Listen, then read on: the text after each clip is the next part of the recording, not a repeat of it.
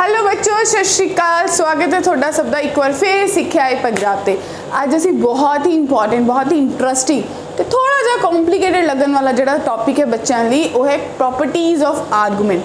क्योंकि तुहानू पता है कि तुसी जो सैशन देख रहे हो कॉम्पलैक्स नंबर का, कॉम्पलैक्स नंबर का प्रॉपर्टीज़ ऑफ आर्गूमेंट थोनू वेरी रेयर ही किते मिलता है। तो असी कवर करन लगे प्रॉपर्टीज़ ऑफ आर्गूमेंट। असी गल करांगे कि किवें किहड़ियां प्रॉपर्टीज़ ने जिहड़ियां आर्गूमेंट दियां हुंदियां ने।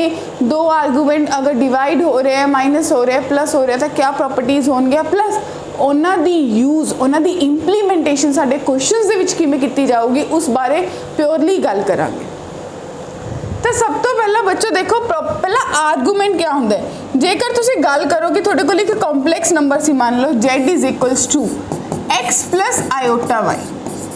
तो आर्गूमेंट ऑफ z तुसी सबने पढ़िया सी, दैट इज थीटा, जो कि positive direction of x axis ने एंगल बनाता है। तो tan इनवर्स y बटे x इहदा मॉडुलस कर लेंदे सी। ठीक है जी।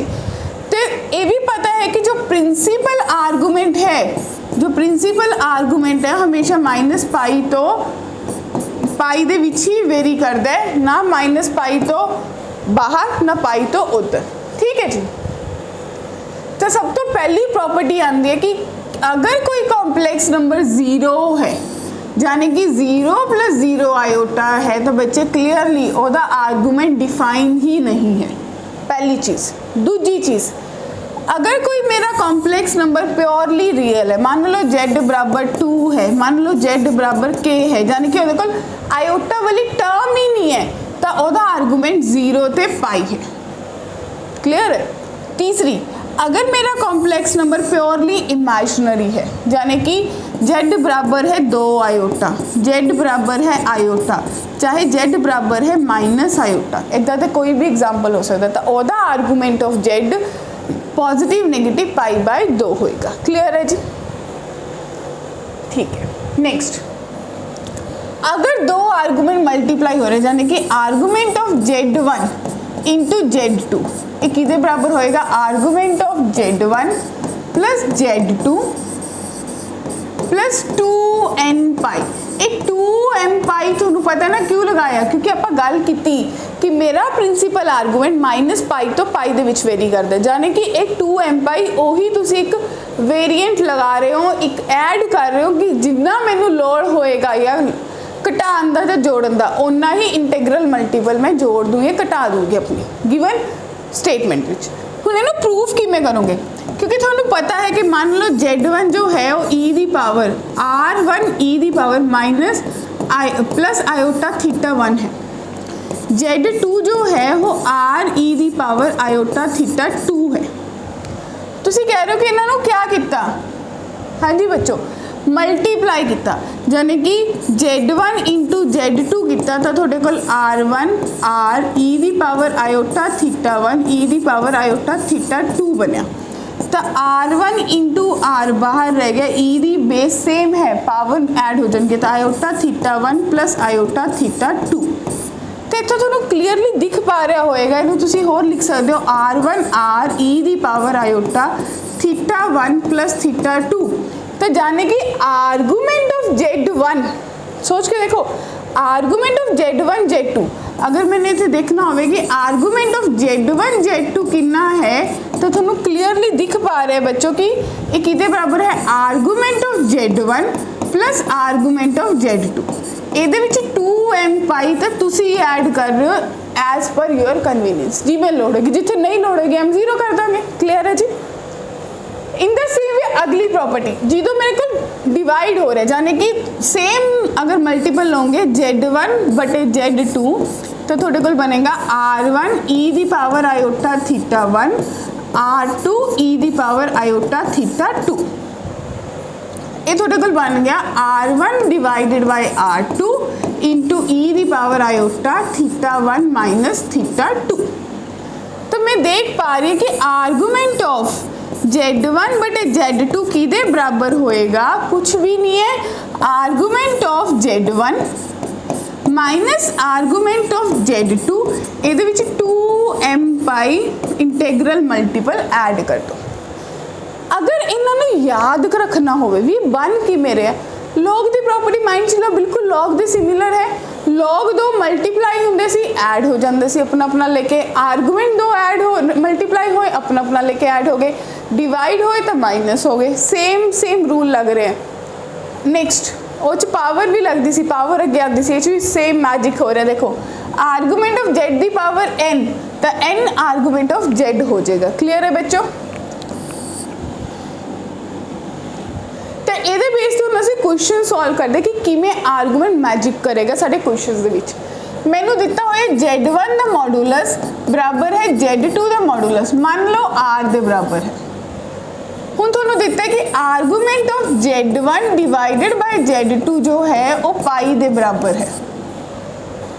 तो जाने कि बच्चे तुसीं लिख सकते हो कि argument of Z1 minus argument of Z2 पाई के बराबर है।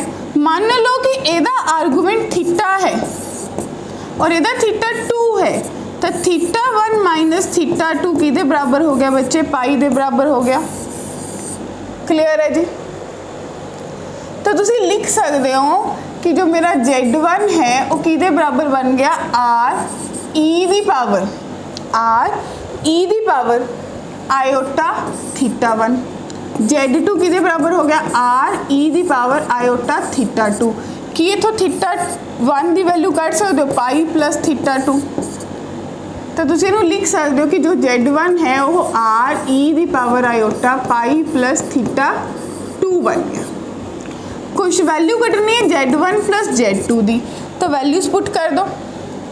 तो माय डियर बच्चा पार्टी Z1 की वैल्यू कितनी है? आर ई दी power iota pi plus theta 2 plus R E दी पावर आयोटा थीटा 2, यानी कि आर कॉमन थोड़े को बनया ई दी power iota pi into E दी पावर आयोटा थीटा 2। ठीक है ना? बेस है, दो चीज़ा ऐड हो रही हैं, पावर्स अपनी अपनी लेके अलग हो जाएंगे, प्लस ई दी पावर आयोटा थीटा 2। हाँ जी, पिछले लैक्चर च पढ़ के आए सी यूलर्स आइडेंटिटी। असी पढ़िया सी कि ई दी पावर आयोटा पाई जो है वो -1 के बराबर होंगे। असी तो प्रूफ भी किया सी ये यूलर्स आइडेंटिटी होंगी है। तो यूलर आइडेंटिटी का यूज़ करके आर ये हो गया माइनस आयोटा थीटा 2 प्लस ई दी पावर आयोटा थीटा 2। अरे भाई ये तो गया 0, तो इसका आंसर 0 आएगा, यानी कि ऑप्शन सी जो है वो सही आंसर दे रही है। तो देखो प्रॉपर्टीज़ ने मैजिक किया प्लस यूलर फॉर्म ने भी किया, क्योंकि मैं तुहानूं क्लीयरली दस्सिया सी कि कंपीटीटिव लैवल पर अगर असीं लड़ना है पेपर नाल, टाइम बचाना है, कुछ करना है, कुछ करके देखना है, तो ये कुछ कंसैप्ट्स होंगे ने जो सानूं जरूरी है आने। नेक्स्ट क्वेश्चन देखते हैं। नेक्स्ट क्वेश्चन क्या है? लेट जेड एंड डब्ल्यू with the complex numbers z bar plus iota omega दी bar is equals to 0। Argument of Z into डब्ल्यू is pi, then argument of z is equals to. तो बच्चे यह जो question करने सब तो पहले इस इक्वेशन को चको। Argument of Z into W जो है वो पाई के बराबर है, यानी कि मैं कह सकती हूँ argument of Z plus argument of W जो है वो पाई के बराबर है। मान लो ਇਹਦਾ वैल्यू थीटा है, तो आर्गूमेंट ऑफ ओमेगा डब्ल्यू या ओमेगा जिमें थोनू समझ आए। ठीक है जी, इतने आप डब्ल्यू ही पाया हुआ है, तो डब्ल्यू किहदे बराबर आएगा? Pi minus theta. इनू सांभ लैने हुण चलते हैं अगले ते। हुण क्वेश्चन ने दिता हुआ Z bar plus iota W the bar equals to 0, Z bar is equals to minus iota W the bar. आई नहीं लग रही बहुत ज़्यादा कॉन्जुगेट ने, पसंद नहीं आ रहा, मज़ा नहीं आ रहा। टेक कॉन्जुगेट, तो जेड कॉन्जुगेट का कॉन्जुगेट माइनस आयोटा का कॉन्जुगेट डब्ल्यू कॉन्जुगेट का कॉन्जुगेट, ये जेड बन गया, आयोटा बन गया, ओमेगा बन गया। हुण इत्थे पता चलिया कि अगर दो कॉम्प्लैक्स नंबर बराबर ने बच्चा पार्टी, अगर दो कॉम्प्लैक्स नंबर बराबर ने तो उन्होंने आर्गूमेंट भी बराबर होंगे, यानी कि आर्गूमेंट ऑफ जेड जो है वो बराबर होएगा argument of iota into W. तो थोड़े को बनया argument of Z plus equals to argument of iota plus argument of W. तो तुसी देख पा रहे हो आर्गूमेंट ऑफ जेड तुसी कढ़ना है, आर्गूमेंट ऑफ आयोटा आप स्टार्टिंग च गल कीता सी प्योरली इमेजिनरी दा कॉम्प्लैक्स नंबर दा पहली तीजी प्रॉपर्टी। देखो वापस जाओ, बिल्कुल स्टार्टिंग ते और चेक करो जेड़ी मेरी प्योरली इमेजिनरी नंबर है ओदा आर्गूमेंट पाई बाय 2 होएगा। तो जाने कि मेरे को बिल्कुल सही आंसर ते आप आ गए कि पाई बाय 2 है प्लस W दा आर्गूमेंट पाई माइनस थीटा है तो इधर थीटा है तो थोड़े को बनया 2 theta is equals to 3 pi by 2। तो बच्चा पार्टी आर्गूमेंट ऑफ जेड यानी कि थीटा किस दे बराबर आ गया 3 पाई बाय 4।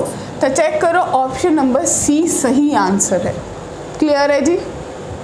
दोबारा देखो सिर्फ एक सिंपल प्रॉपर्टी लगाई कि 2 मल्टीप्लाई दे 4 आर्गूमेंट ने वो ऐड हो गए उतों एक दी वैल्यू कढ़ ली गिवन कॉम्पलैक्स नंबर नू थोड़ा सा सॉर्ट किया उतों आर्गूमेंट्स बराबर किए वैल्यू पुट की आंसर कढ़ लिया। ठीक है जी। Next question Z1 and Z2 are two non-zero complex numbers such that Z1 divided by Z2 is equals to 2. Argument of Z1 into Z2 is 3 pi by 2. Then Z1 bar divided by Z2 is equals to किस दे बराबर आएगा। बच्चे देखो Z1 divided by Z2 ਇਹਦਾ modulus है is equals to 2। क्या तुम इनू Z1 modulus divided by Z2 modulus कर सकते हो। मान लो अगर Z1 मॉडुलस R दे बराबर है, ठीक है जी, एक का मॉडुलस अगर R है मान लो Z2 दा ही R है तो Z1 मॉडुलस 2 R दे बराबर हो जाएगा। अगली चीज़ आर्गूमेंट ऑफ Z1 हूँ तो सीधा लिख सकते हैं argument of Z2 3 pi by 2 दे बराबर है। इट मीन्स अगर एक नू थीटा मान लो तो Z1 का जो आर्गूमेंट है बच्चा पार्टी वो 3 पाई बाय 2 प्लस थीटा दे बराबर आ गया। क्लियर है। 2 चीज़ां तुसी कढ़ लिया। हुण एज पर क्वेश्चन तुसी कढ़ना की है तुसी Z1 bar divided by Z2 की गल कर रहे हो। ठीक है Z1 bar divided by Z2 की गल कर रहे हो तो जो Z1 bar divided by Z2 की गल कर रहे हो तो तुसी क्या करोगे तुसी इन्हू लिख लोगे कि आर्गूमेंट क्या ने एक दा R है एक दा 2R है तो इहदा 2R है 2R e the power Z1 दा तुसी ऑलरेडी कर चुके हो iota theta plus 3 pi by 2 divided by R e the power. हाँ जी बच्चों क्योंकि वो तो बार सी तो माइनस आयोटा आ गया और नीचे थोड़े को इनू थीटा लेता है तो आयोटा थीटा बने तो R नाल R गया तो 2 e the power minus iota theta into e the power minus iota 3 pi by 2 divided by e the power iota theta. ठीक है यानी कि 2e दी पावर अगर तुसी सॉर्ट करोगे तो ये दोनों माइनस है ऊपर जाके भी माइनस हो जाएगा तो minus 2 iota theta minus iota 3 pi by 2 यानी कि 2e the power minus 2 iota theta और e the power minus iota 3 pi by 2। उन्हें कि मैं सॉल्व करूँगी की बनूगा तो बच्चों ध्यान नाल देखो e the power minus 2 iota theta है और ये थोड़े कोल है e the power minus iota 3 pi by 2 जिन्हों तुसी सॉल्व करना है जिन्हों तुसी बनाना है तो की समझ पा रहे हो जिदों कोई एंगल पाई बाय 2 का मल्टीपल हुंदा है किते कुछ आर्गूमेंट 3 पाई बाय प्लस 2 होया Z2 जाके ऐड होया Z1 की वैल्यू आई वह कॉन्जुगेट नेगेटिव ऑफ थीटा बिल्कुल सही है तो ये थोड़े कोल बनया हुण इत्थों तुहानूं पता चलिया कि ये थोनू क्या दे रहा आयोटा तो अल्टीमेटली थोड़े कोल 2 आयोटा है यानी कि कॉम्पलैक्स नंबर आया तो थोड़े कोल आंसर डी आएगा दैट मीन्स 2 आयोटा। ठीक है जी। तो ये असीं कुछ गल कीती अज किस दे बारे प्रॉपर्टीज ऑफ आर्गूमेंट बारे इहदे बेस ते फिर गल करांगे जो मिक्स प्रॉब्लम्स करांगे PYQs करांगे तद तक लिए पढ़ते रहो वीडियोस देखते रहो लाइक शेयर सब्सक्राइब जरूर करो। अगला कंसैप्ट ट्राइंगल इनइक्वालिटी पढ़ांगे अगले session they which. Thank you everyone.